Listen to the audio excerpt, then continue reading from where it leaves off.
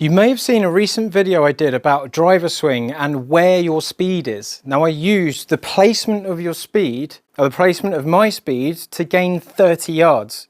But how do I transform that concept into an iron to make the iron shots more effective and more accurate?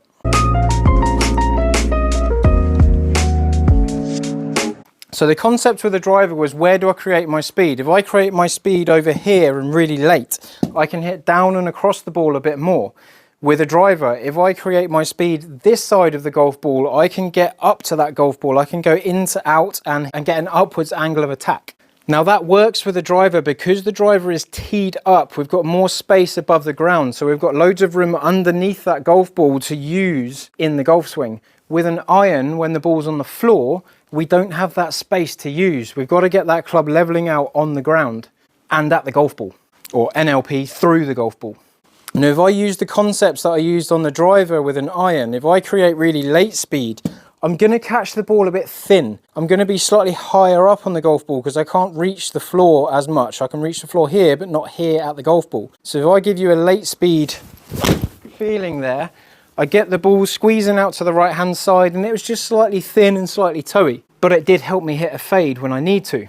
And if I use that concept again on the other side, if I use that ground earlier here, if I get the speed created at this point, I'm going to potentially hit the ground a little bit early, which isn't ideal with an iron.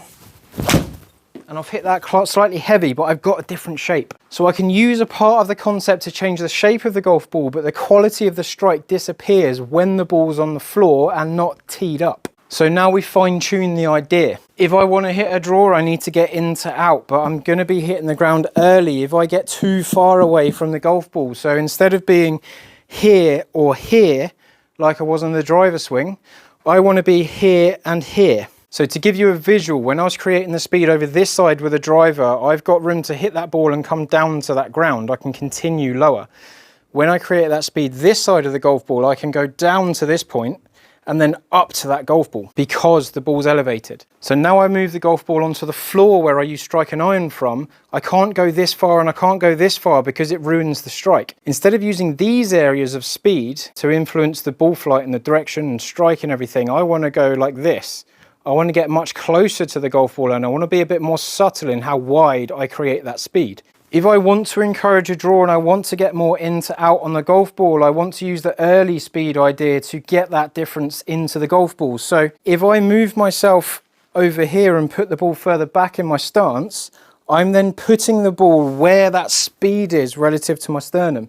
So I've got the ball further back in the stance and I create early feeling speed. If that works for you with your driver, this can be an easier thing to do. Just to get used to how that club bottoms out. Because as the club comes down, it gets to the lowest point of its swing and then it comes back up. And this point here was called the low point.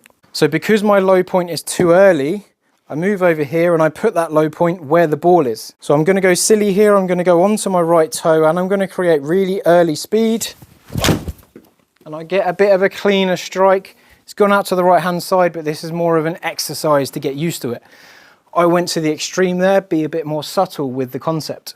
And again, on the opposite way, if I put the ball opposite my left toe, I've got a bit more room to create late speed. I've got a bit more room to reach into that golf ball. So I'm going to go here, late speed.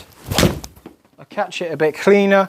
I get a bit of a pull shot, but it just helps me get ahead of that golf ball. Make that concept a bit more subtle. Or the way that I do it on the golf course is I put my sternum in a certain place. I point my sternum at the back of the club head with a driver. But what if I put my sternum back here with a driver, but in the back of the golf ball with an iron? Then I get slightly earlier on the golf ball. So I'm literally trying to aim my sternum at the skin of the golf ball here. And then I get through the golf ball. The ideal thing we want to do is we want to create the speed at the golf ball. But if you exercise left side and right side alternately, then you find the middle. Not every golfer is going to be able to walk up to the golf ball, just put that speed straight at the golf ball, straight through the golf ball perfectly straight away. So exercise from the right, early speed, exercise from the left, late speed. Find your middle point. Then you'll be bottoming out that low point at the ball, through the ball, much nicer.